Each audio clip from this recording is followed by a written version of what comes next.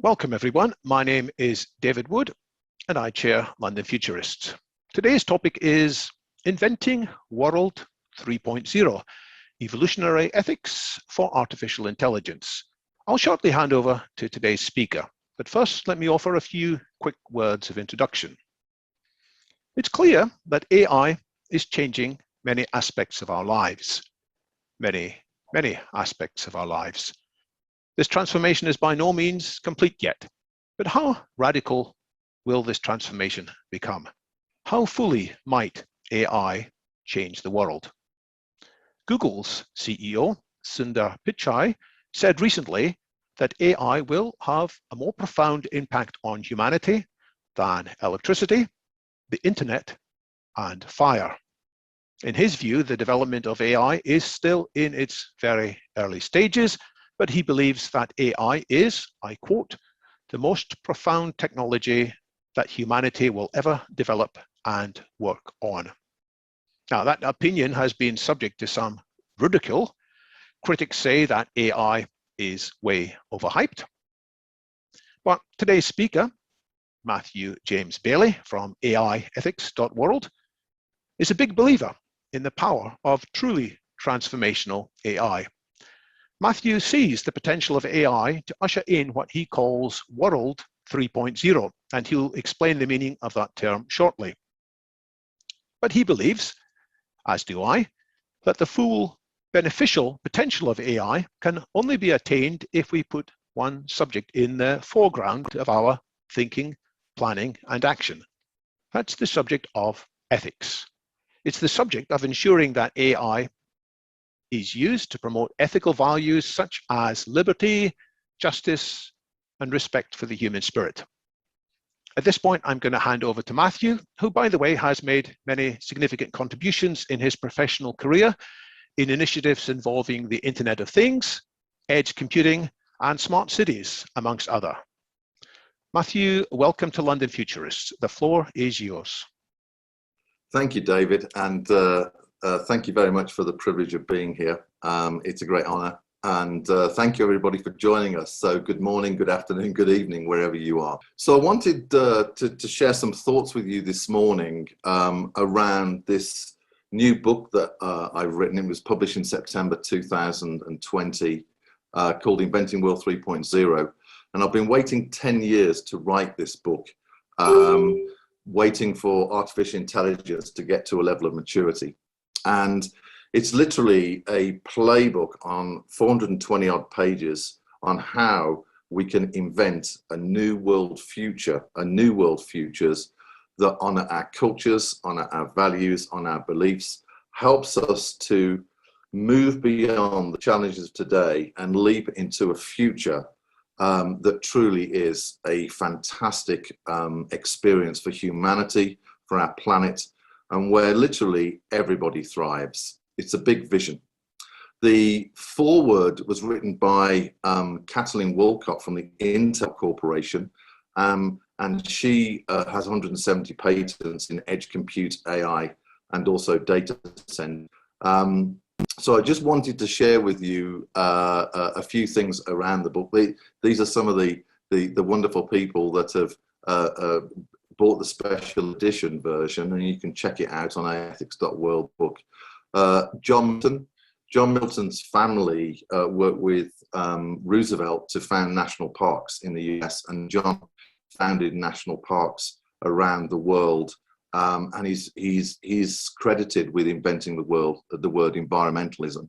And also the UN SDGs are really important. Now, Patricia Gautrin on the right-hand side from Montreal, that basically is using this book as new frameworks for artificial intelligence, what we call ethical AI, to actually advance the UN SDGs. And then we've got Dan Powers, great surname, from CoLabs, which is in Colorado. It's about $2 billion worth of research labs that are based here. And Dan's very passionate about the book, seeing it as a great opportunity to empower innovation for us to create benevolent and beneficial futures. Excuse me. And we'll talk about Charles Darwin briefly here. Charles Darwin, as you're aware, another British guy, which is great. He proposed evolution ethics, didn't he? And this has become kind of the standard of how we've evolved as a human species into what we experience today. And the book is literally an advancement of Darwin's theory of evolution ethics. This time, how do we bring artificial intelligence or machines and humans together in an ethical foundation or ethical framework in order to be able to collaborate meaningfully and move forward together to innovate beneficial futures. So I thought I'd just put this on here, and I'm just trying to move my little screen here.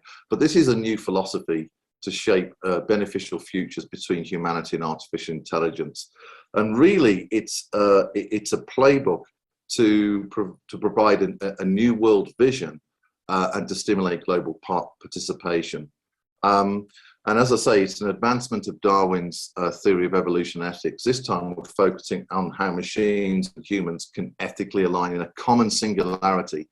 We hear that term, don't we, singularity, coming out of Silicon Valley, and it's quite troubling, isn't it? Because we seem to be lemmings kind of jumping towards a singularity of us being integrated with machines without really thinking in a mature fashion of how to bring them together in meaning and purpose, and finding common ground for both to work together.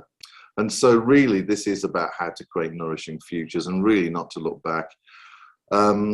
And it is a practical philosophy with frameworks, inventions, quotes, strategies, diagrams. You've got it all there. Literally, it's about equipping nations and businesses and organizations and citizens, because that's really important. And we'll talk about the trust paradigm a little bit later on how to move what I call World 1.0, which is today, and moving to what World 3.0, which are flourishing futures. And we're going to discover that together. If I was going to summarize the book, it is what Foster Gamble has quoted, which is wonderful, which is Inventing World 3.0 is a vital part of the emerging operating manual for thriving on spaceship Earth. If you haven't checked out Thrive 1 and Thrive 2, it's worth doing that. They've had over 90 million views around the world discussing about how do we build a new vision for humanity. And on the right-hand side, we'll discuss this a little bit later in the book, is we've announced and we're about to put a brochure out. We're currently getting feedback on it, on the world's first ethical AI certification and maturity model. And this is really about how do we bring artificial intelligence and organic intelligence together in an ethical framework. And there's a lot of best practices out there, but no one really has been courageous enough to look at how do we benchmark and certify the ethical quality of artificial intelligence. And this has many benefits, and we'll talk about this a bit later. So do keep an eye on AIethics.world. The Milton Keynes AI community are currently promoting this, and there's a competition at the moment to win 3 copies of the book around this new model. So let's go back to the start of everything that we know. About 13.7 billion years ago, we had this incredible chaotic explosion, which has brought balance, if you like, to our universe. Even though the universe is continually expanding in this, what I call universal law of chaos and balance, where chaos is always trying to find balance, and balance is always trying to evolve into a new form of balance, which takes us through chaos.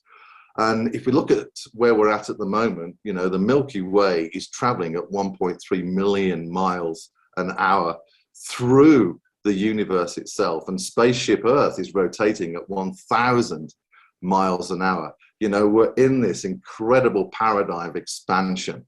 But within that chaos, balance has been achieved with our solar system, with the Earth obviously giving life to planet Earth, which is with the sun giving life to planet Earth, which is great.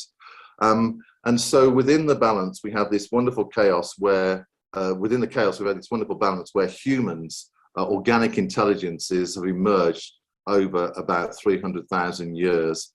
And now we have this artificial intelligence that is emerging, which started about 65 years ago. But I would argue that Charles Babbage actually started it all off with his calculating machine. And but anyway, so we are in this chaos and balance paradigm that seems to be underpinning the universe itself.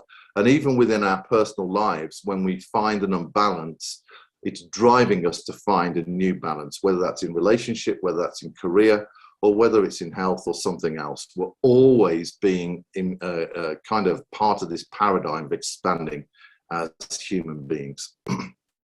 So what are the world futures for humankind and artificial intelligence? It's worth thinking about this as we go through the presentation.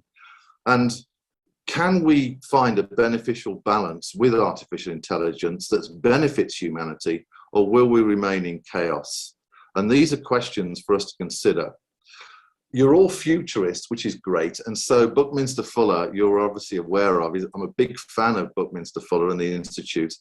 And he said things, the wonderful things like, you can never change the existing reality by fighting against it.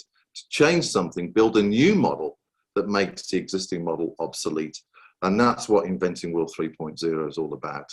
Success of AI and AI ethics requires a new approach to harmonize the destiny of humanity and that of artificial intelligence. It's about bringing these two intelligences together.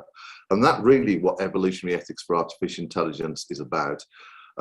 There is a theory and practice within AI at the moment of survival of the fittest of algorithms, where algorithms compete within a framework of competition to see which ones are the survival of the fittest and which ones shall they use in particular AI applications. This is completely different. This is literally about bringing two intelligences together in meaning and purpose. There's a lot here, but basically I thought it'd be worth sharing with you just as a brief summary of the book. And don't worry, we're going to get onto the presentation in a moment. It is 5 books in one. And we look at 5 different aspects of Inventing World 3.0. It is really good curriculum for business and government leaders, academia and students, and the feedback that we're getting from personal messages and public messages are really quite inspiring. And this new vision for humanity is really about how do we mindfully and put intent and careful thought in how to liberate AI into the human story as a powerful ally and a partner. And it really is about how do we advance into the future, what I call World 3.0. And within it, evolutionary ethics, there are a couple of models that we're going to discover together today. We're going to look at Alan Turing and also look at a model in the book that's called AI Data Ethics, which is a certification of the ethical quality of AI. The new ethical AI certification maturity model is an advancement of that, and we'll be discussing that. And then also we're going to do something really interesting. We're going to dive into a new form of AI, what I call evolutionary AI. And this is how we give AI an understanding and context of our world, our planet, our humanity, our cultures, both macro and personal, and its purpose. And we'll be diving into that a little bit more. So it's got great frameworks, best practice and guidelines, and practical examples, working examples, and all sorts for nations, regions, cities, basically for anybody that's interested in artificial intelligence and wants to become a leader. We're going to discuss briefly about democratic AI, and you'll be surprised by some of this. Environmental AI, it's important that AI is dedicated to find new balance with our environment and create circular economies and things like that if humanity really is to move forward as a big species of 7.8 billion people. And also we look at when the UN SDGs and provide frameworks for the United Nations on how to resolve those problems. And we look at pandemic resilient societies. At the time of the book, COVID was happening. So we basically are going to dive into pandemic resilient societies and look at basically how do we build pandemic resilience using this new evolutionary AI and compare it to what we're doing today in human machines, human systems, human-centric systems, and also what AI is today. And so really it's a breakthrough, an advancement of traditional AI ethics into this evolutionary paradigm between an intelligence that's artificial, intelligence or organic, into a meaningful partnership. You're probably all aware of this article that indicates we're heading towards some chaotic futures. In 1970s, MIT created a model and they predicted that society would collapse by 2040. And that was recently revisited, covered by The Hill and The Guardian, and by geniuses. And they looked at the model and they confirmed that by 2040, it looks like we're heading towards severe social decline, a catastrophe that is going to be quite horrid for humanity. And this is primarily down to mineral depletion, radioactive and heavy metal pollution, greenhouse gases, and fossil fuel exploitation. And what they're saying is we need to really think about getting a circular economy, a sustainable kind of framework with our environment, not just to benefit us today, but also to give future generations a platform to leap forward and not to be beholden to. And what's interesting about this is that we have, they say we've got the next 10 years to kind of sort ourselves out and change direction. And I hope that we do. And that's the purpose of the book, is to help us to move into different timelines rather than this 2040 timeline that's currently been predicted. And so I would say that our world is out of balance. And David and I spoke about the industrial mindset. And I would say that the industrial mindset, not to be judged negative or positive, but just in neutrality, is giving us indicators on how well this industrial mindset is really serving humanity.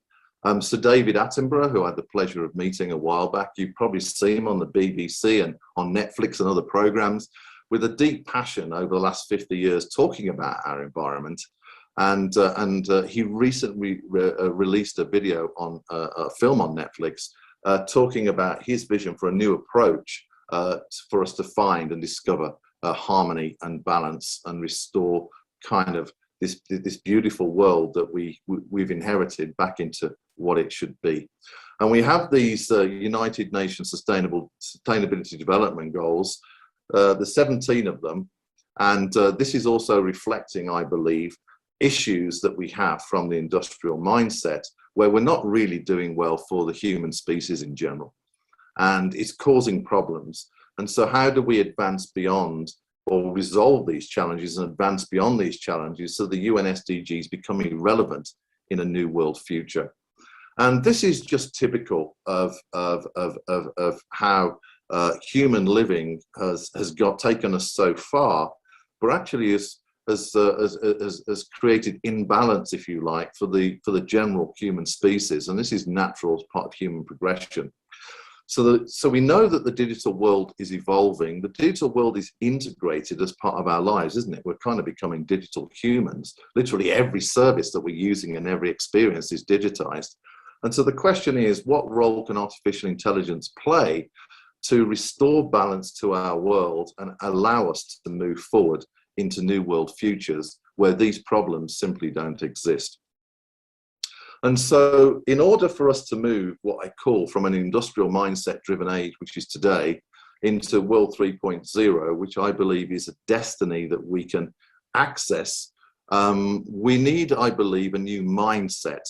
A mindset that has an understanding that humanity has a destiny, not just to today, but also for future generations to come. One that understands that we need to think things differently if we're to bring 7.8 billion people up into new paradigms where they're thriving. A new industrial mindset, a new evolutionary mindset where people, planet and profit are pillars to every decision and everything we're doing. We're really looking at a new aspect of what we consider value in society. And Klaus Schwab, who you're probably all aware of from the World Economic Forum, he talked about new measures of people, planet and profit, and how he was working with businesses, particularly in the European Union, to say, look, can you consider these as new measures for your business doing well?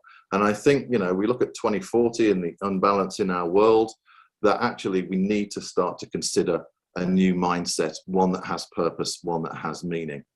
And in the book, I talk about world indicators, mostly following artificial intelligence and data and our relationship with the planet.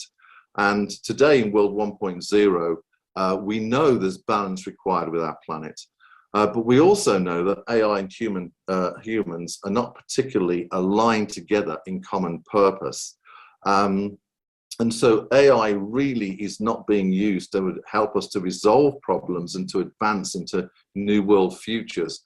We really do have poor alignment of AI dedicated to human planet destiny.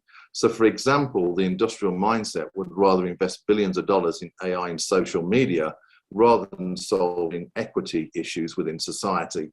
And so we do need a new mature mindset. At the time of writing the book, there was very little AI ethics available. Now we're starting to see nations develop AI ethics national standards. And also, we need to look at user agency of data. And we'll go into this about how important it is for us as a species to gain control back of our digital self, user agency of our digital self, because that has tremendous benefits for us. And that plays into data ethics, which we'll talk about in a little bit. We do have some problems at the moment with data stewardship, mostly controlled by large corporations. And so is our world future being controlled by just a few companies who control the ICT, control the data centers, control the platforms in which the world is innovating? Is that a good thing? Are we being beholden to their agenda? And also, AI innovation is controlled mainly by corporations and academia, and I believe this needs to change.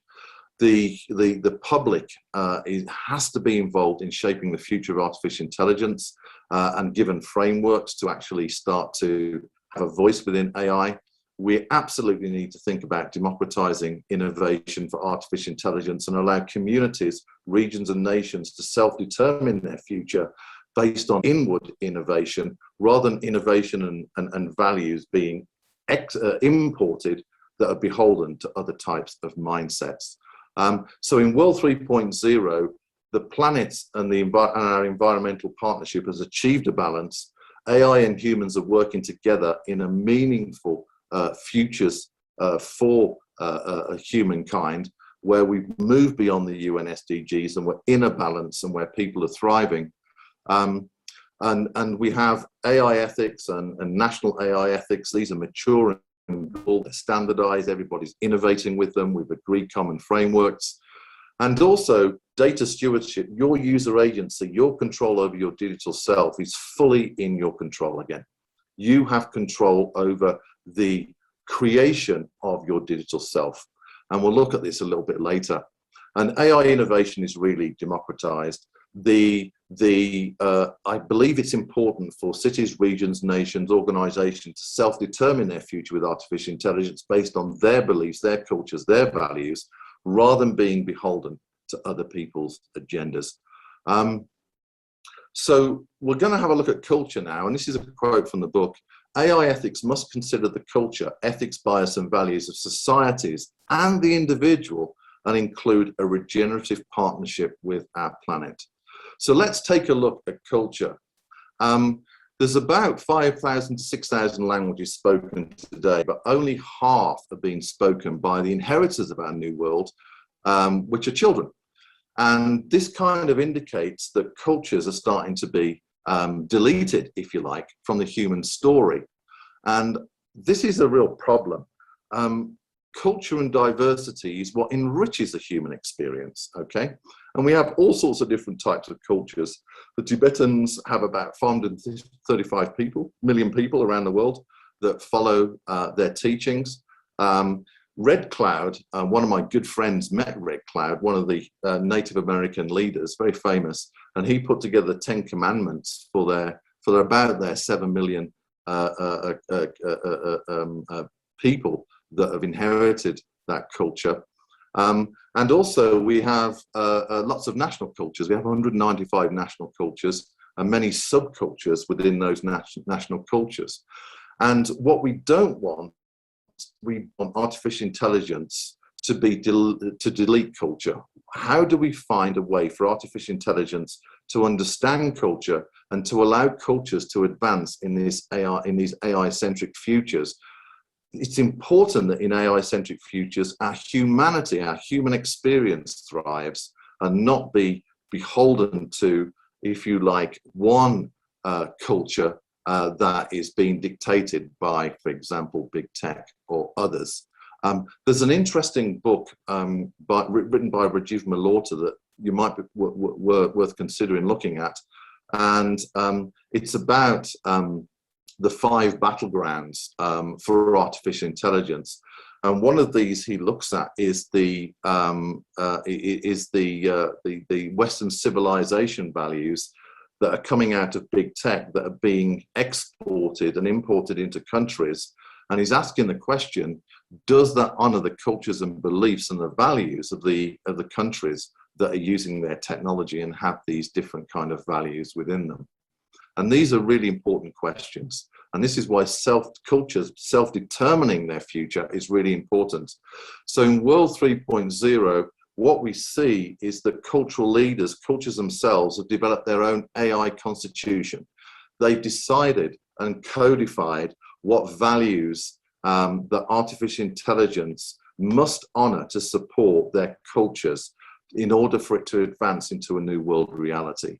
And this is important because it sets the standard for those that are providing solutions, AI-centric solutions to these cultures, or these cultures are using.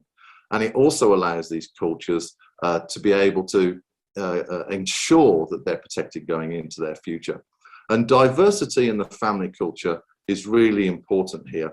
And so I believe that culture is a center to everything around artificial intelligence, which incorporates values, bias, and also belief systems.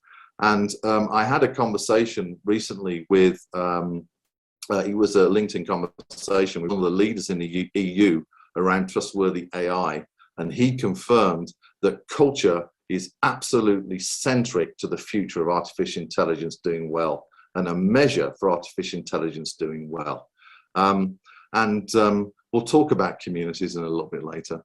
So you're all aware where AI is today. It is starting to become integrated as a DNA within our social fabric. And there's a couple of things here I wanted to bring out. You're obviously aware of the AlphaGo and the Lee Sedol story where AI beat the Go champion 100 consecutive times.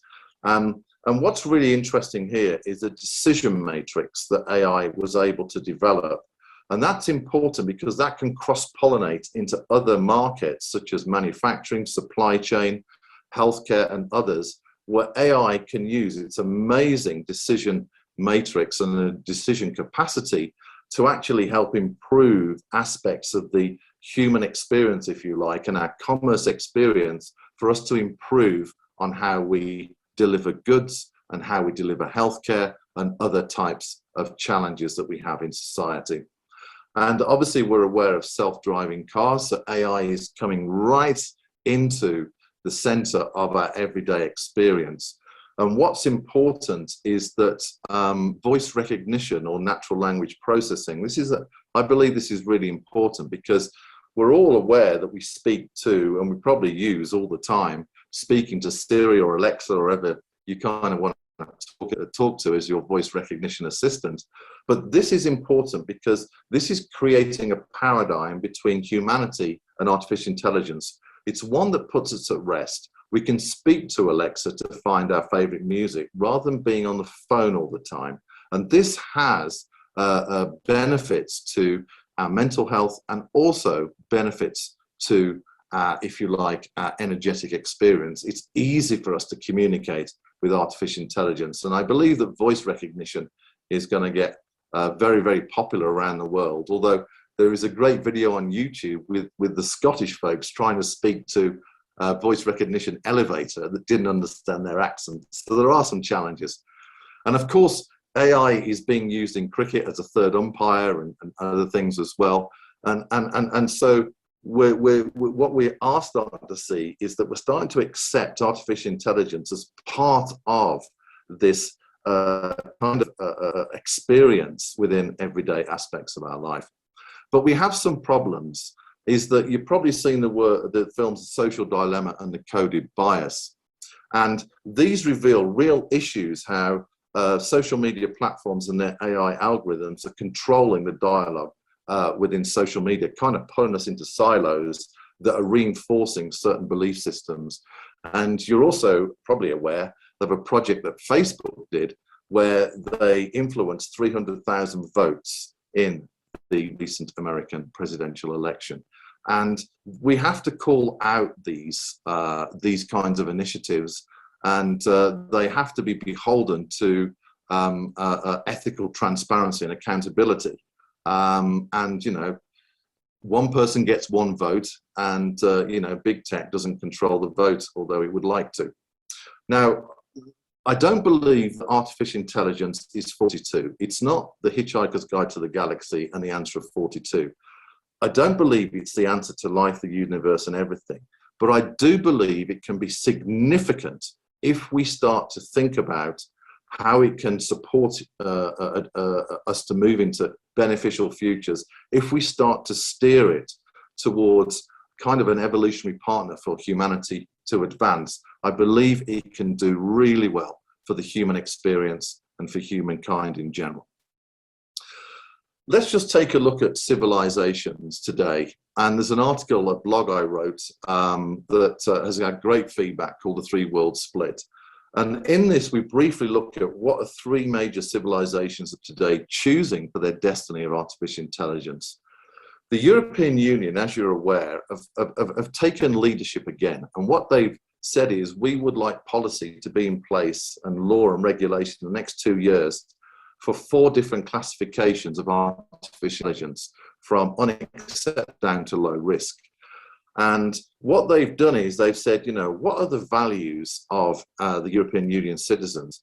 And said, right, let's shape policy so artificial intelligence is deployed within the 27 member states, honors those values. And that is through CE marks for artificial intelligence. And there's been a lot of criticism around this will stifle innovation. And I would say that those people don't understand innovation. 1 step back, 2 steps forward. And I believe that's what the European Union is doing. Now, there will be challenges of what they're doing. I don't believe 4 classifications are sufficient. I think we need a granular classification, and we'll come on to that in a little bit. But the EU are doing some great things. In America, they're doing things differently.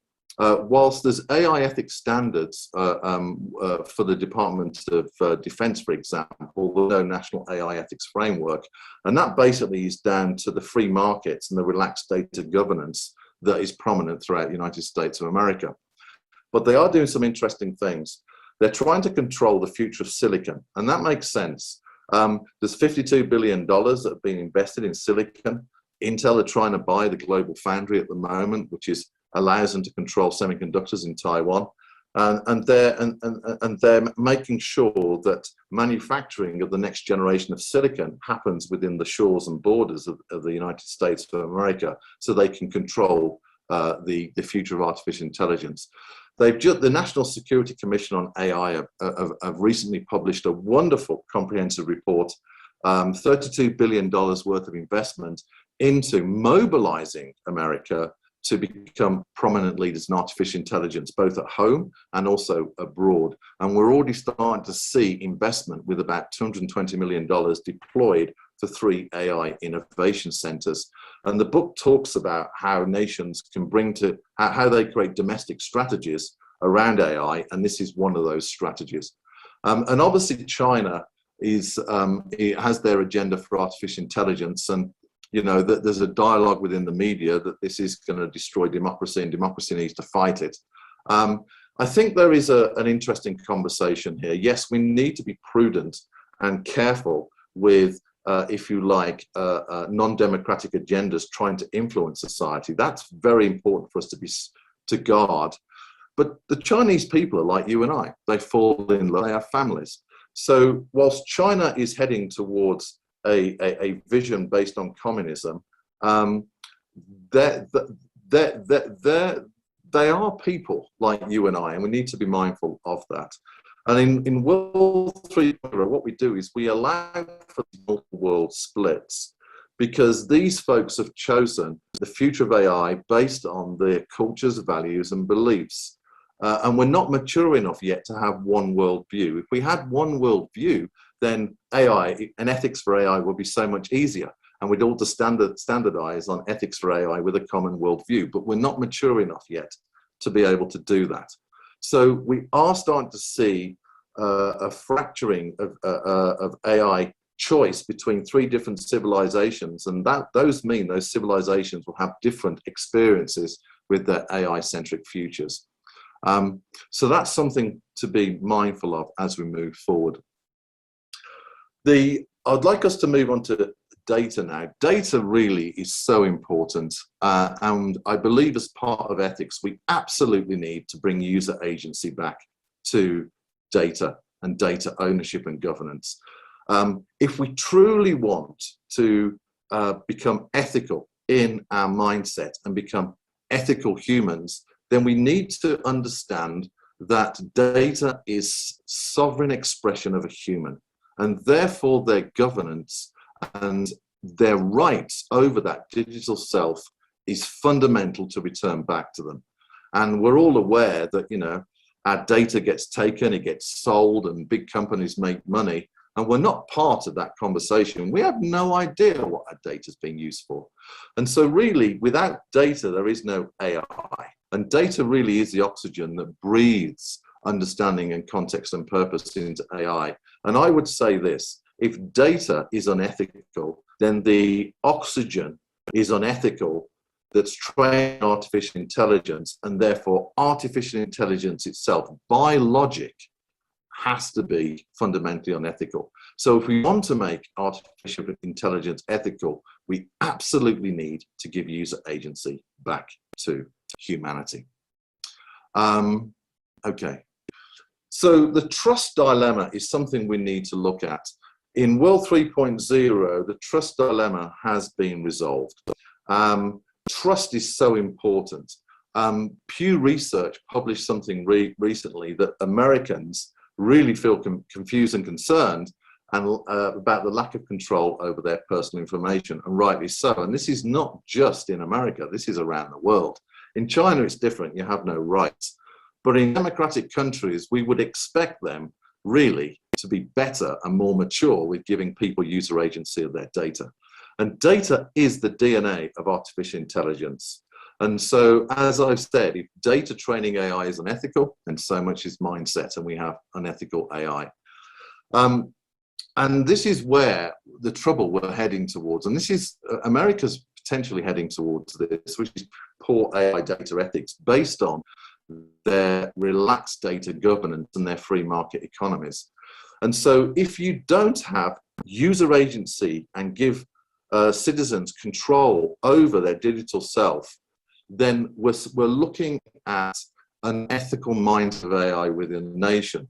There's no digital border control. There's no common ethical quality for artificial intelligence. And we're looking at schizophrenic ethical quality of artificial intelligence within those nations that do not honor data ethics and giving user agency back to the people. But furthermore, it separates public trust. It creates a bigger gap with the public and those that are creating and using and deploying artificial intelligence. And that is a real issue. When we resolve public trust, then we start to see the public being more comfortable with sharing their data sets. The public become more involved in shaping the future of artificial intelligence. And I believe this is the paradigm that we should consider as part of our step into World 3.0. And the book talks about this at length. When we have strong data ethics and AI data governance, then we know that the mindset quality of AI is ethical. And so we have a form of ethical AI within a nation because the data that's training it is ethical, and we have public trust. Now, one of the questions I ask in the book is this: should we have a referendum with the general population to discuss policy and law and regulation, not just about user agency of data, but also around the ethics for artificial intelligence? You see, I believe if the general public do not accept artificial intelligence and reject it, then we're heading towards real disaster. The general public absolutely need to be involved. And in World 3.0, I provide frameworks on how the public can actually get involved in artificial intelligence, and also as part of the certification for ethical AI. So this is huge. you're obviously aware that Alan Turing was a seeker of the human quality of artificial intelligence. No AI today has passed the Turing test, and I will state that publicly. But he was with the Turing test, he was looking at how do we discover truth and knowledge through subjective questions to achieve objective outcomes, i.e., does AI show human quality of artificial intelligence? Now, this is a pass or fail outcome. I believe we need to move, when we're looking at ethical AI, into a different framework. And so how do we seek truth and knowledge through a series of questions to rank, classify, and certify the ethical quality of AI? And this is what the ethical AI classification maturity model is all about.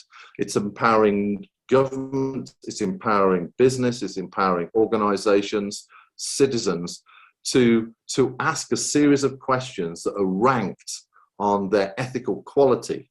And out of that, we get a certification, and you'll see the badges here for social media and smart cities, a certification that shows the ethical quality of artificial intelligence. Now, what this means is that nations can say for certain markets, silver quality of ethical AI may be sufficient. When we're looking at other markets, maybe in healthcare, then we're looking to a higher standard of ethical AI quality, and that may be gold, okay? So this is important because if we truly do want to put a baseline and build a foundation for the ethical quality of artificial intelligence, then we need something to be able to measure that quality and to ensure that a nation is moving forward in its ethical values and artificial intelligence is aligned with that. Otherwise, we're looking at separation. Some of the questions we look at are things like user agency of data, look at corporate culture, and the book has a whole chapter developed around corporate culture. Environmental footprint. If we truly are serious about creating a sustainable future, then effectively we need to look at the environment footprint for the entire AI lifecycle. And things like source trustworthiness, that's important. We look at bias and also responsible AI and other types of AI ethics policy. They will all fit within this AI ethics certification and maturity model. And the whole point is this, is to allow us to baseline where we are today and not to be embarrassed by that, but it allows us to mature maybe from silver ethical AI experiences within society towards gold and then purely ethical centric futures, which is platinum centric. And this could be seen as a new kite mark, like the British kite mark, or a new type of CE kite mark. The world has not had the courage to propose this, and I believe we absolutely need standards. Standards develop markets, they stimulate innovation, they basically bring new services, generate new commerce, and actually move society forward in new paradigms and experience. So this is something that's new. In the book, it's called AI Data Ethics, and we've just advanced it to this ethical AI certification, classifications and maturity model. But this is important for us to put a stake in the ground today to see how well we're doing and then move into ethical centric futures. Now, in World 3.0, we talk about personalized AI, and I've already mentioned that capturing our digital self is really, really important. At the moment, our data is disparate through all sorts of different systems, and we have no idea who's got our data and what it's being used for. So what we discuss is about how to bring your sovereignty to your data and bring it back into maybe a secure data vault where all your data is generated, how you can start monetizing your data through new trading exchanges, maybe for a service, maybe for some financial reward for a micro use of that data, or for something longer term. It's about bringing you into the conversation with commerce and government and other kinds of AI-centric services in a discussion where you can agree how your data is used or not. Now, bringing your data, your digital self, back into a vault allows us to look at that digital DNA and start to train personalized AI. I bet you bottom dollar there is enough data out there about you from all different aspects of your digital life that will allow us to consider training a personalized AI that has a very good understanding of your lifestyle, has a very good understanding around where you're doing well, maybe in your career or not, where your family's struggling or not, and assist with that, how to actually give you good well-being. Personalized AI, I believe, can become a life guru, a guide, if you will, that can assist you to self-actualize and move into the excellence of your gifts, the excellence of your human experience, but based always on your sovereignty and your choices. Now, you're probably aware there's all sorts of different discussions at the moment around extending your life through the digital world, and you're probably aware of Digital Deepak Chopra and Digital Will.i.am. If you look at the Age of AI, that's a great series, and in that series, Will.i.am looks at his digital self or his simple digital twin, and he asks this question. He asks, this is going to live longer than I, and I don't know how I feel about that. And there's been lots of conversations about using our social media kind of data to create a digital self of ourselves. And these are metaphysical, these are philosophical questions. Do you want your digital footprint that is a reflection of yourself to exist into the future? So at the end of the book, I talk about a fifth intelligence. I know we have lots of intelligences, but this is beyond the touch, smell, sense, and see kind of four intelligences. Yes, I know we have a lot more, but those are the four ones I've stated, where artificial intelligence does become an intelligence. It's the fifth member in our lives that assists us in having an advanced lifestyle and a human experience. And so I believe this is what we can head towards, and I believe this can be really beneficial for humanity to evolve and mature in its experience on this planet. I really like this quote from Amit Ray, and in the book there's loads of quotes, but as more and more AI enters into our world, then more emotional intelligence must enter into our leadership. And this goes back to the evolutionary mindset. It's really, really important that I believe we need a new sense of leadership now that actually says, you know, we may have to do something different to take humanity into the future. We believe that humanity has a future, and we believe that we need to create a great legacy for the future generations to come. And so I do believe that we need new types of leadership and intelligence that is emotionally understanding and compassionate. Now, this will probably get you going, at least I hope it does. In the book, we look at a number of aspects, and one of them is our humanity and the characteristics that define our humanity. As compiling the book, I took a deep dive into Aristotle's Nicomachean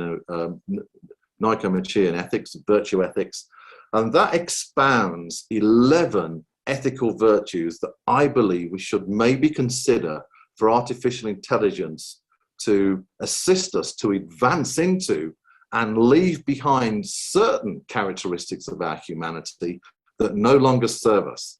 Now, this is a huge question.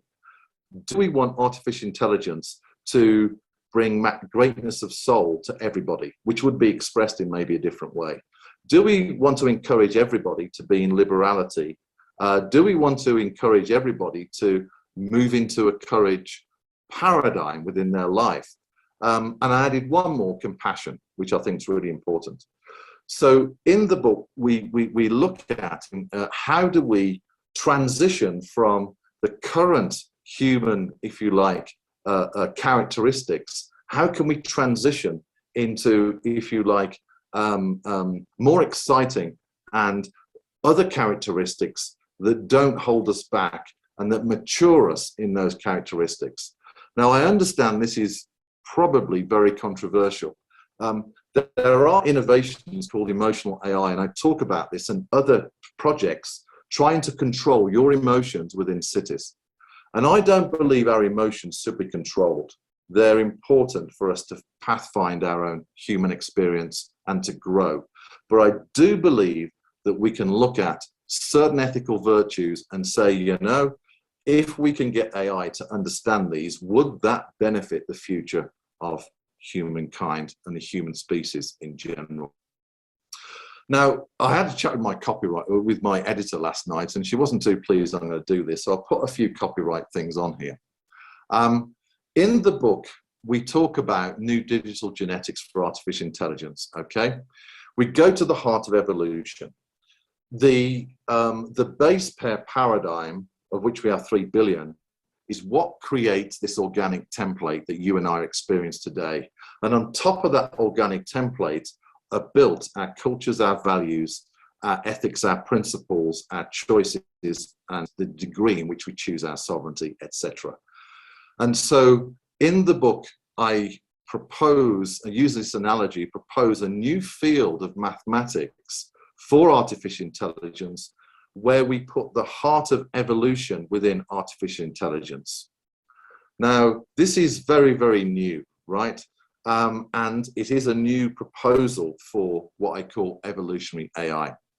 And within each base pair, there are a set of cultural principles, principles about our planet, principles about our national culture, and principles around our personal or citizen culture and our sovereignty. And those cultural principles I call AI ethics principles, or AI ethics DNA. So I'm just going to read out a couple of the principles for each one. So planet culture. Artificial intelligence shall honour and do no harm to a culture or democracy, whether national or local. Artificial intelligence shall support the advancement of culture or democracy based upon the collective agreement amongst the humans choosing and living within that culture. And if we start to look at others, like planet regenerative culture and sustainable culture, AI shall seek to do no harm to the environment, its resources, habitats, and inhabitants, with the caveat that human life is always a priority. Artificial intelligence shall participate in new systems that enable environmental harmony and a beneficial partnership between the human species and the planet. Now, and then for the human sovereignty, let me just read that out for you, a couple. AI shall not interfere with a person's sovereignty or their personal culture, with the caveat, in some conditions, control might be needed to safeguard life. AI shall support and adapt to the choice and free will made by a person to modify or evolve their sovereign culture. This really is about sovereignty. Now, when we're looking at the COP mandates, there are certain top-level mandates around how do we create restore an environmental partnership and create balance with that. And each nation and region and locality will take that top-level mandate or an AI ethic principle, but it will have lots of different ways in which it will execute. So there'll be further DNA-based pairs based on that fundamental base pair. So, for example, one nation might look at carbon emissions. Another nation might look at things like there's all sorts of different topics here. Local gardening, right? Carbon sequestration. How to build resilience around our shores when we have climatic events. There's lots of different ways in which that fundamental mandate can express itself, and those will be further base pairs.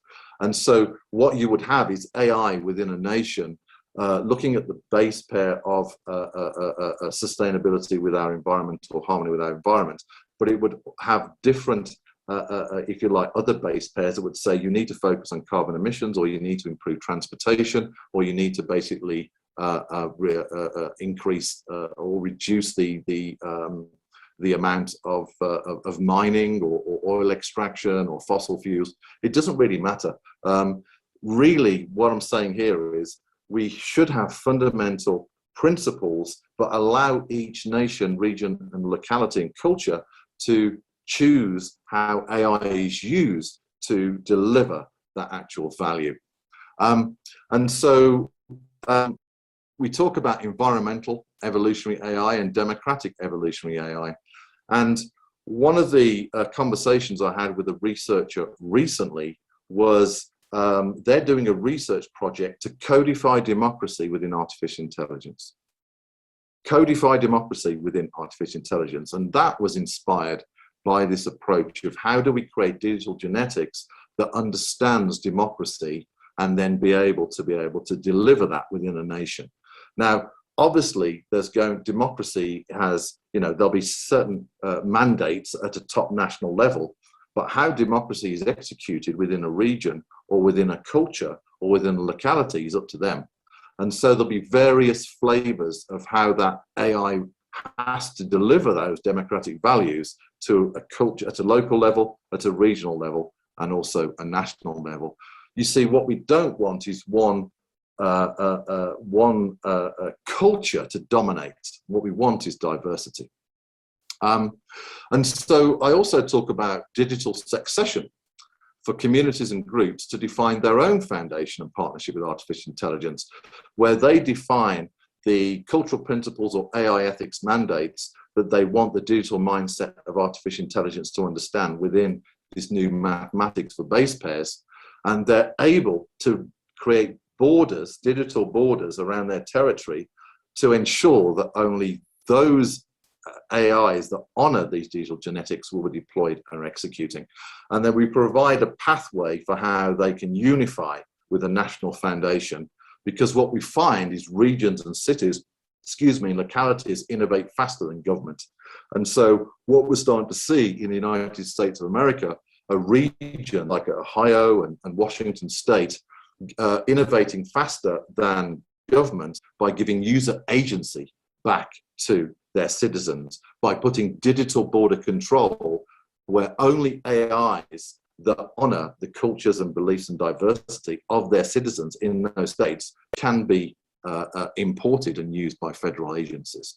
And so this is a whole realm of how do we put evolution into AI that's ethically driven and honors cultural principles to ensure that AI is working with our diversity and not creating a monolithic type of society.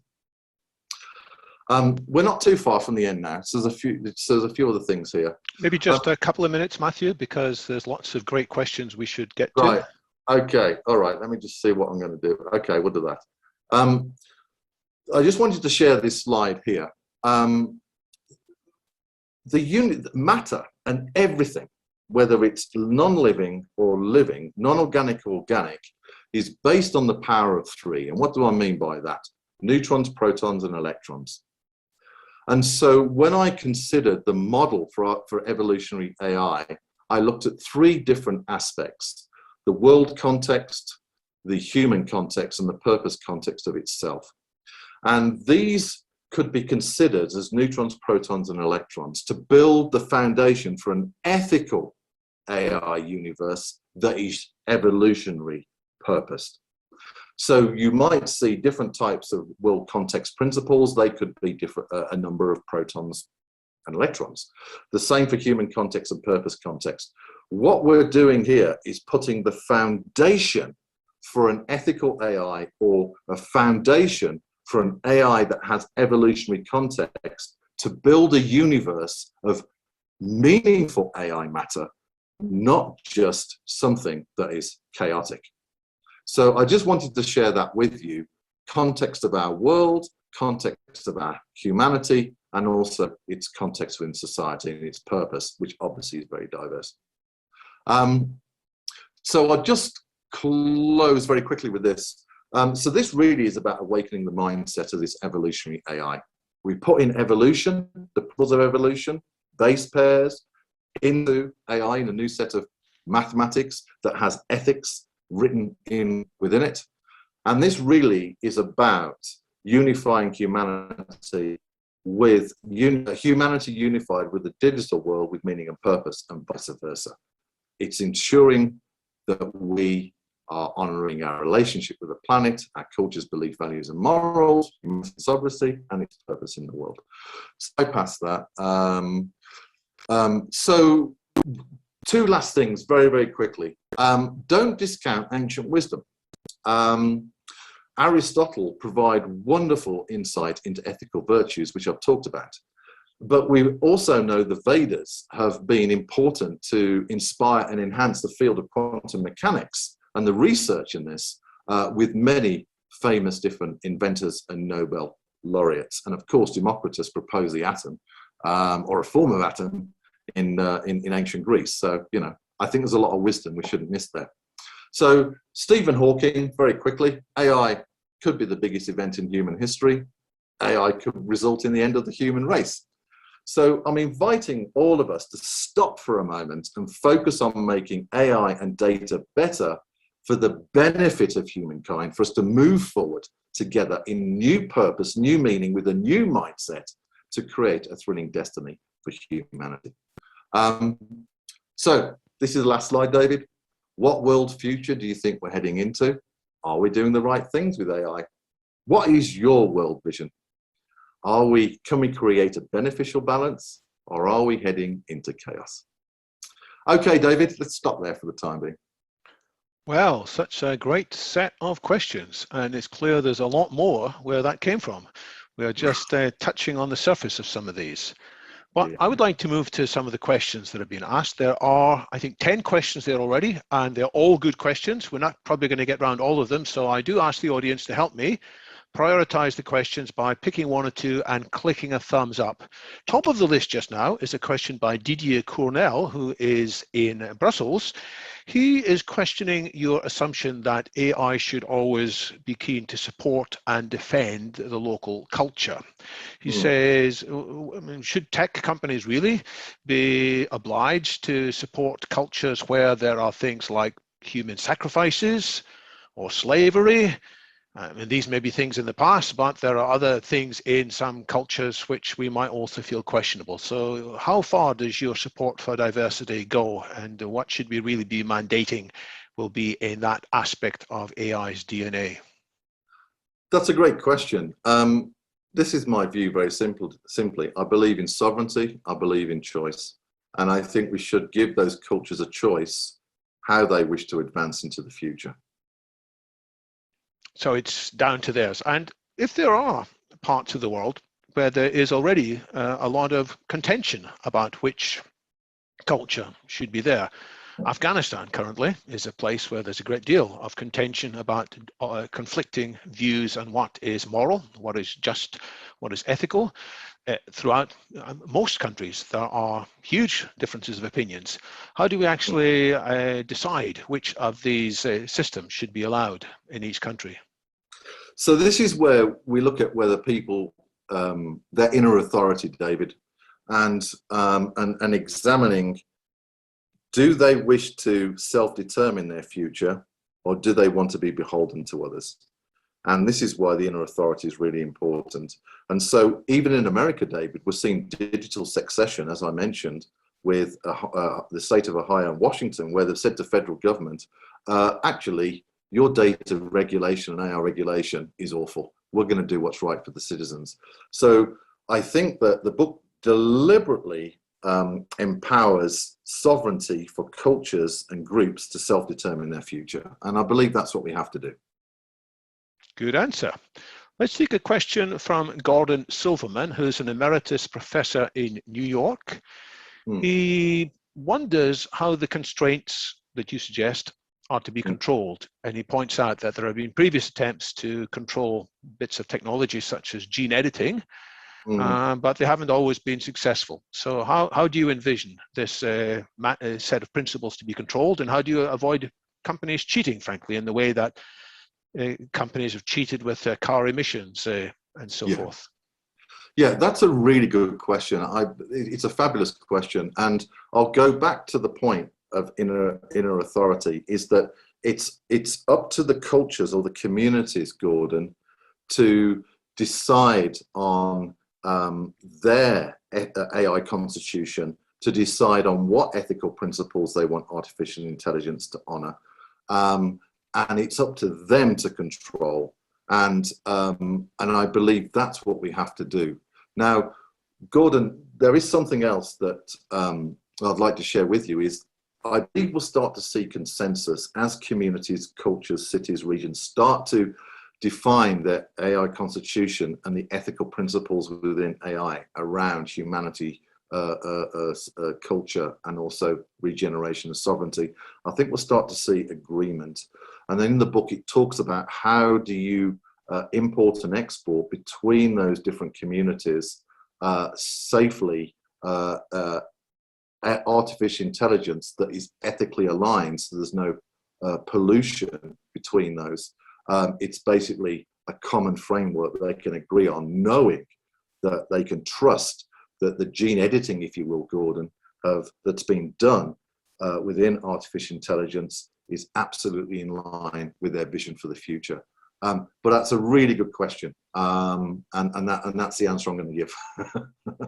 But, sometimes countries are unhappy in part with what AI companies or social media companies do, and they may complain, but they may not have much option. And I've seen so many people say, oh, they're fed up with a particular social media company. They're definitely going to leave it, but they keep going back to it again and again. And just having an opinion that they don't like it doesn't seem to be effective. How will actually these choices work in practice? Well, this is why we need to empower the general public and those that are non-AI experts, David, to become part of the conversation, but also lead the conversation. That's important, and that's why I put exercises in the book that be understood by everyday citizens and those are non-AI experts to start to define these frameworks for AI and ethical AI and evolutionary AI. To be able to engage mindfully and actually go beyond the intellectual understanding of these ivory tower kind of folks to actually lead. My answer is this: we need frameworks, David, for the public and other AI experts to participate and to lead, because at the end of the day, it's the people that will determine whether AI is sufficient, is going to be successful or not. It always has been in the hands of the people. So we need to establish more widely a good vocabulary, a good set of concepts, which will replace the ones that have sort of filtered in from Hollywood and science fiction, and often they are unhelpful and misleading. Yes. Let's take a question from Lillian Oman. It's near the top of the list. Lillian is based in Stockholm. Her question is, how do you see the impact of the criminal universe in this context? I mean, it's not just good guys who are trying to take advantage of AI. There are others who are often taking malicious advantage of AI. Yeah, and also it's the actors that have a hidden agenda that don't overtly disclose what they're up to. This is a really good question. And Lillian, within the book, I talk about digital policemen, and which are basically AIs that are out there within infrastructure looking for AIs that are not aligned with the ethical values that are incorporated within the AIs within their nation. So border control, whether it's national, region, city, or community, is very, very important. Now, what we're doing in the book is innovating out the criminals. And how do we do this? Simply because the digital policemen and the ethical AI that have these new genetics will be able to detect AIs that aren't beholden to the values and the benefits they're bringing into society. They will be able to detect that. So they will become irrelevant in mainstream infrastructure for artificial intelligence. Now, what happens on the dark web, I have no idea. I've never looked at it. And I haven't even considered that, David. But what we're looking at is AI to be able to self-defend itself, knowing its purpose, to be able to detect those that are not aligned with it and basically send it off to criminal court or basically delete it or push back on it. Thanks. I'm going to take two questions from Terry Raby, and they sort of complement each other. He's a fan of the industrial civilization.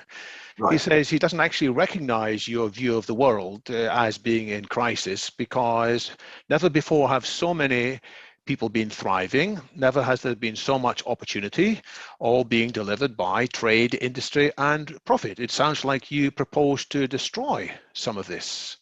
That takes me to his main question, which is at the top of the list with the most number of votes. He says, actually, we should have more intense industry rather than less industry. For example, if we had more industrialized food production, such as artificial meat, it would be good for the environment. So what is the balance you're talking about actually come down to? Are you, maybe you can defend your use of the word environmental as opposed to, evolutionary as opposed to industrial. Right. Well, first of all, that's a great question. And I really enjoy these type of questions. First of all, it doesn't mean anti-innovation. Actually, it's about stimulating innovation. Now, Terry, you and I probably come from a different kind of view, and that's really okay.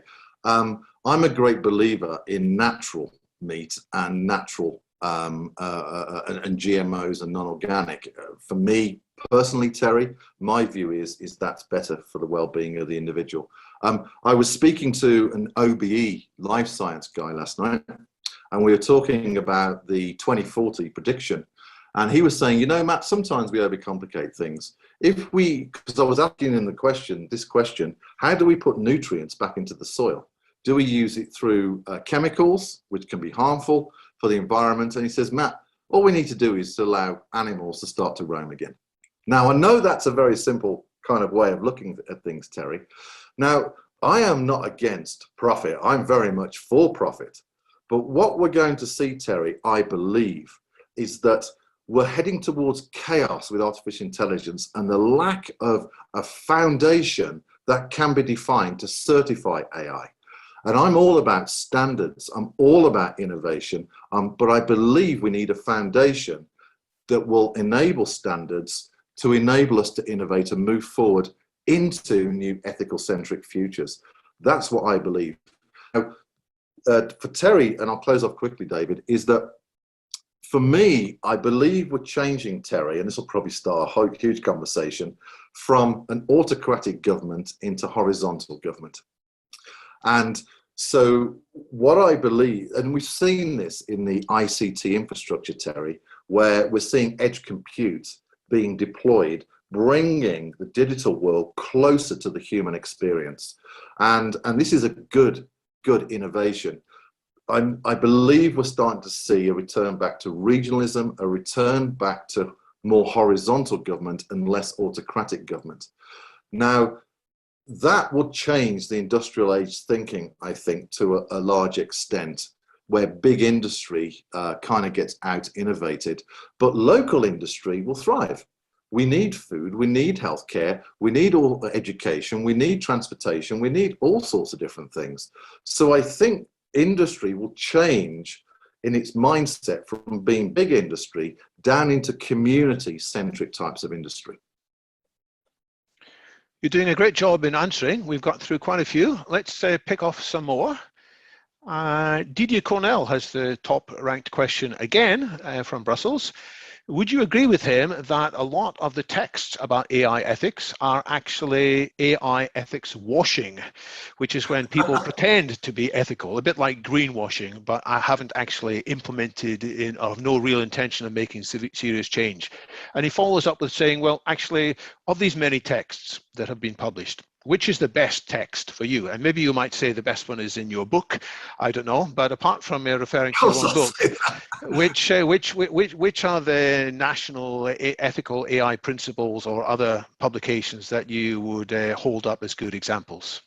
Well, Didier's made a great observation here, which is there's a lot of, if you like, American word hogwash out there, David, around AI ethics. And what I would say is this, Didier, I would agree with you.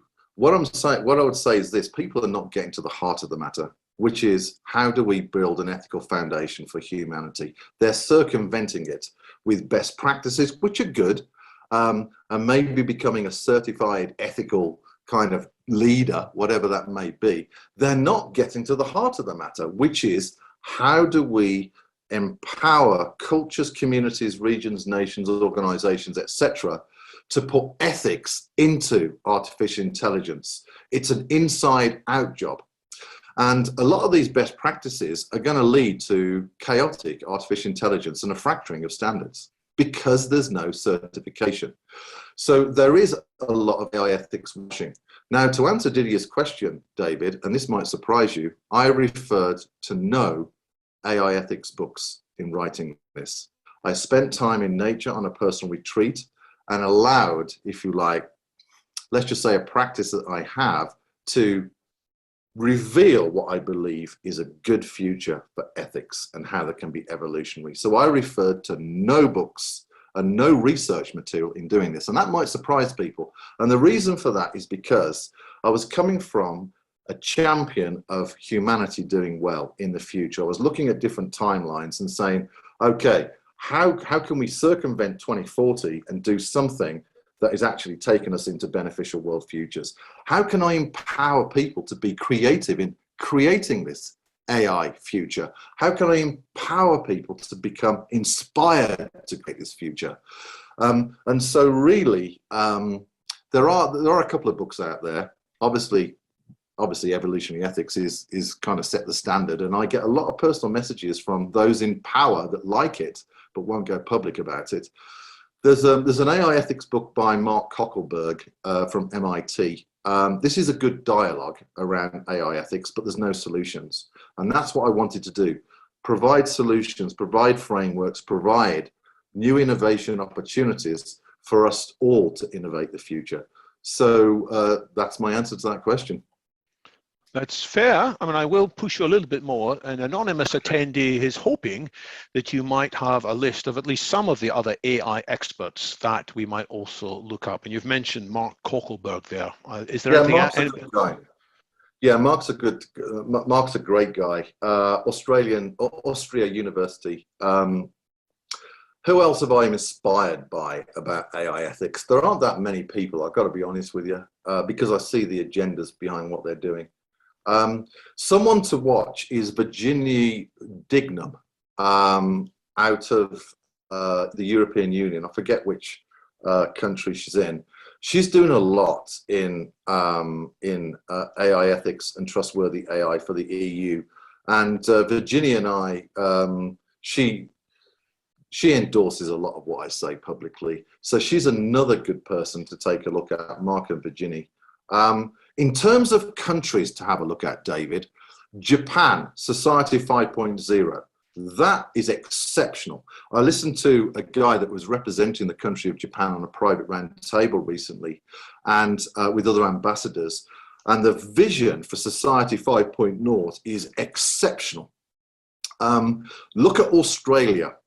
I listened to an ambassador recently talking about the AI ethics, and they've just recruited a guru in AI and responsible AI to lead the national strategy. It's based at CSIRO, which is the Australian Innovation Centre.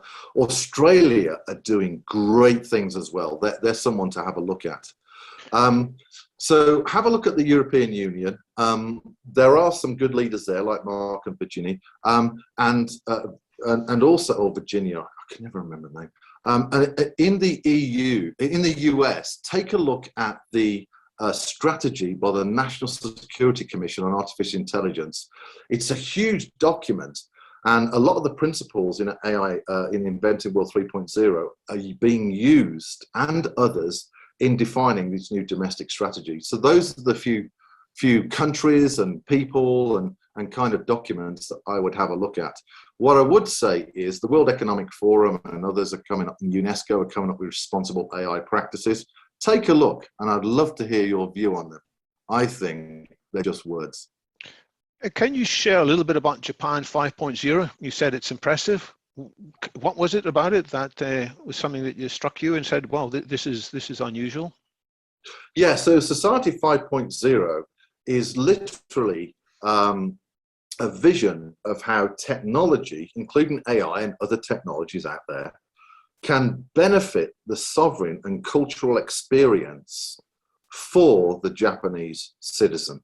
And there are many corporations around the world that really like the Society 5.0. Good corporations who you may not see as leaders in AI, but people like Intel. Now, whoever controls the future of semiconductors controls the future of AI. And there's some really good stuff coming out of Intel. I would check out their ambient science vision It's mentioned in the book. There's a link there with Jeff and Cutty. And this is a brilliant vision for data and AI within society, what they call ambient AI. So the Japanese, I believe, have a fabulous model, David. And what we're seeing is the UK and other countries are going to Japan and partnering with Japan because they recognize their model for Society 5.0 can benefit their societies. So I haven't looked at that. I do remember in the early days of the smart mobile phone business that people in Japan often had thought harder and more creatively than elsewhere. And before we had apps on phones in the West, they had iMode and remarkable progress there with the likes of NTT Docomo. Let's take a question from PNJ, top of the list now. To what extent is AI ethics different from other ethics, such as general engineering ethics? I mean, you quoted Aristotle as the foundation of ethics. Does ethics get changed when we put modern engineering problems at it, and does it actually change further when we've got AI to consider? Well, once again, that's a really practical question. It's kind of how do we put ethics into engineering and check that we're doing okay? And so, does it have continuity? Absolutely. We talk about measuring the quality of culture, and that includes the innovation and engineering culture. Now, what I will say is this, David, the data scientists and the AI programmers, you know, I feel sorry for them because they're getting a lot of pressure on this ethics kind of mandate, right? It's a little bit of holier than thou, and it's a bit religious. Evolutionary ethics is inspiring. So what I would do, PNJ, is to, AI and AI ethics are a mirror. So look at your general engineering approach, your methodology, your culture of engineering, the ethics you're employing, and see whether they start to create kind of a little constitution or a framework that is being unconsciously or deliberately put into your artificial intelligence creation. And then look at the purpose of the artificial intelligence itself. What ethics does it need to honor for the customers or whoever they may be, or for the supplier, the purchasers? And then work backwards and say, well, we need these kind of ethics within AI. How does that change our general engineering ethic, culture, and methodology? So it's kind of an ebb and flow back and forth in order to create a paradigm in your general engineering ethics to ensure there's a flow of ethics all the way through from the start to the end of your engineering cycle and into your customers and into your purchasers. Fascinating. There's time for 2 more questions in this part of the session.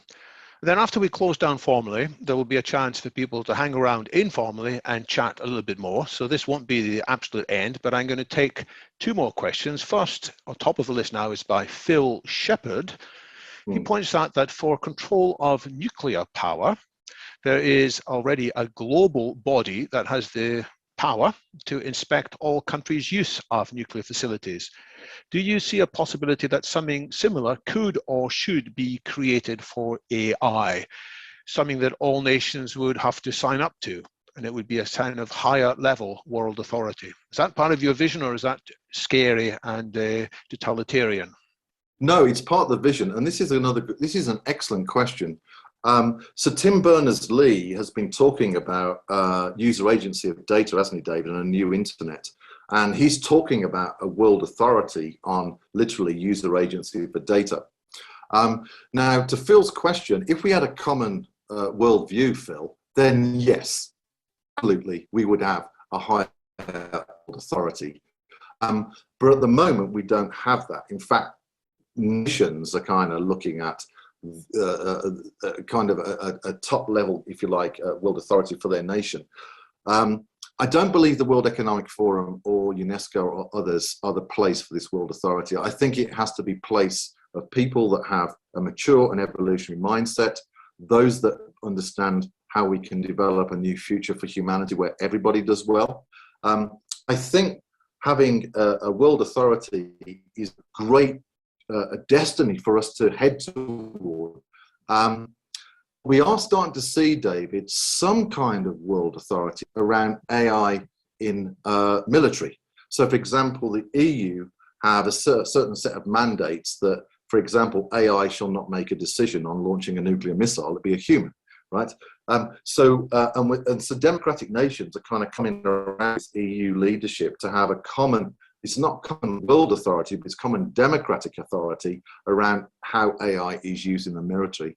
I think, Phil, once we become enlightened, I think then we'll be able to have a higher level world authority.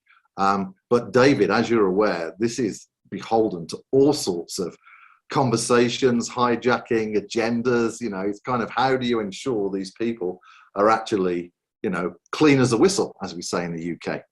But I think, Phil, we should head towards this kind of maturity to guide the future of AI. Well, that comes back to the issue of trust that you mentioned earlier. And I noticed there's been a huge kerfuffle with Apple announcing a few days ago that they would impose software that would scan on people's personal devices whether there were exact copies of child sexual abuse material. And a few people said, well, that's good. We don't like people to carry around child sexual abuse material. But a lot of other people said, whoa, slippery slope. You know, if we allow this, what else are governments going to force Apple and the other big tech companies to do? They'll be scanning to see who secretly voted for Donald Trump or who secretly voted for Jeremy Corbyn or whatever. And who's secretly a homosexual, who secretly believes in the wrong kind of Islam, who's secretly an atheist. So, I mean, how are we really going to build that kind of trust? So this is my view, David. The personalized AI that I spoke about is a defender of our sovereignty. And so I do believe that we absolutely need artificial intelligence, our personalized AI, to defend our sovereignty, because if you don't agree with those kind of mandates that are coming through from government, then you have every right to say no. Now, this isn't about hiding people, right? This isn't about allowing people to get off with certain types of malicious activity. This really is about honouring the sovereignty of the individual, and it's a difficult question to answer. I don't have all the answers other than surely we need to honour people's sovereignty. And if we are living in 1984, which we may be, David, then we need to push back, because it ain't cool that someone else is controlling and overseer your choices in life. That should be down to you. And I'm not endorsing this child porn at all. I am not endorsing that whatsoever. So these are complicated discussions, and we need to start them off, and we need to help lay out the landscape in which the solutions that first come to people's minds are shown to be only part of a richer set of possibilities. Right. I will take a question from an anonymous attendee in America who seems to be, he says he feels powerless. Right. Can we offer him some hope? He's an American citizen who doesn't believe in how Facebook is looking after privacy. He would rather have Europe's approach to privacy, but he's powerless to do anything. Do you have any suggestions for how he or she could feel more empowered? Yeah, I think this goes to the heart of the matter, isn't it, David? Is that AI is already integrated in our lives, and we're having very little choice in terms of how it's working in our lives, why it's working in our lives, and how I want it to work in my life. So how do you feel empowered? Well, the first thing is, I believe, is lobbying and writing and garnering support to talk to the policymakers within your city or your region, to start to have a dialogue with them and say, look, this is how we feel, right? This is what we want AI to do within our city, region, nation, culture, whatever it may be.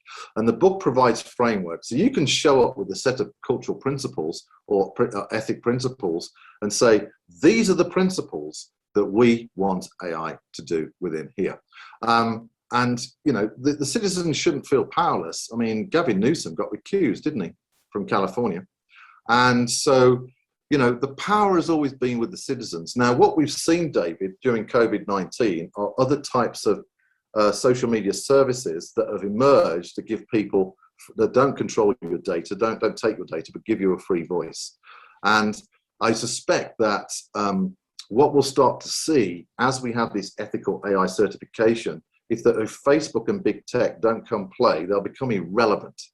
Now, innovating past Facebook and others, and I'm not saying Facebook is bad, they're just a reflection of kind of, you know, how we're doing today from certain agendas. So we can innovate past, and I'll share a quick story with you. I was part of a group, and there was others working on a new type of wireless technology called low power wide area networks. And at the time, the telecommunications operators said, "No, we control this." But what we did was we actually created, and others, a new paradigm that was low energy, low cost, and long range that disrupted their bottom line. And then they rushed through very quickly in 18 months, which is unheard of, new types of low power wide area networks that honored these principles of long battery life, low cost, long range. And there's now going to be 4 billion deployed by 2025, right? So we have to consider, where do we hit the bottom line, the pain points of these organizations that are not giving us visibility on how our data and AI is working in our lives. So create your AI constitution, look at the book, create your principles, start to socialize it, talk to your elected officials, and I'm sure they'll be open to it, actually. We're already seeing, as I say, states move towards ethical AI futures with Ohio and Washington. So if nothing else, we are stronger together. We are stronger if we're more informed. We are stronger if we're sharing tips and tricks about what actually works. Yeah. Matthew, I'll give you a chance in a few minutes to offer a few quick final remarks, but I want to say a few things first to the audience about what's coming next with London Futurists, including what's going to be coming in a few minutes after we transition out of the end of this formal set.